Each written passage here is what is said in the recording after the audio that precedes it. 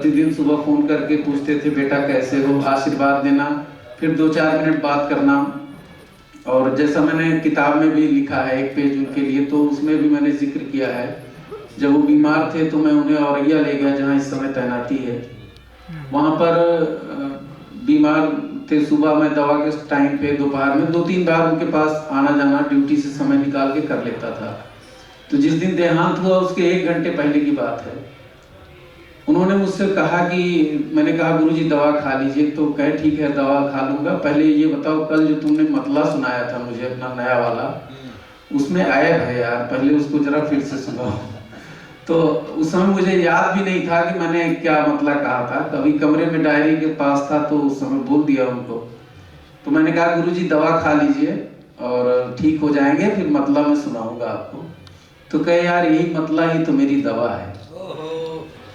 तो इस तरह से वो कविता को जीते थे, शायद ही कोई वहां पहुंच पाता है जिस तरह से उन्होंने कविता की नहीं, कविता को जिया है।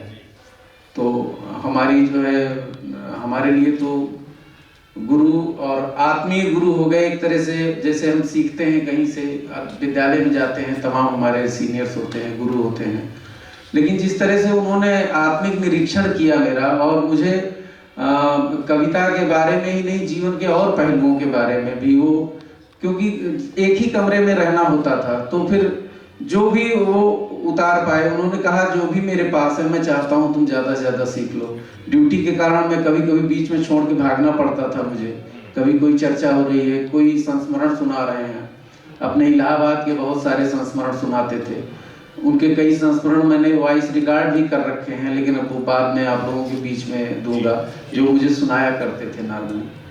तो बहुत बहुत सबको मैं पुनः आभार, हमारा सबको नमन है कि आप लोग हमारे कहने पर इस पुनीत कार्य के लिए, इस कार्यक्रम के लिए उपस्थित हुए।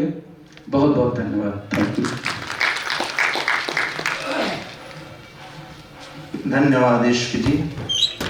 अब हमारे अध्यक्ष जी जिनकी तबीयत नासाज रहती है, उनको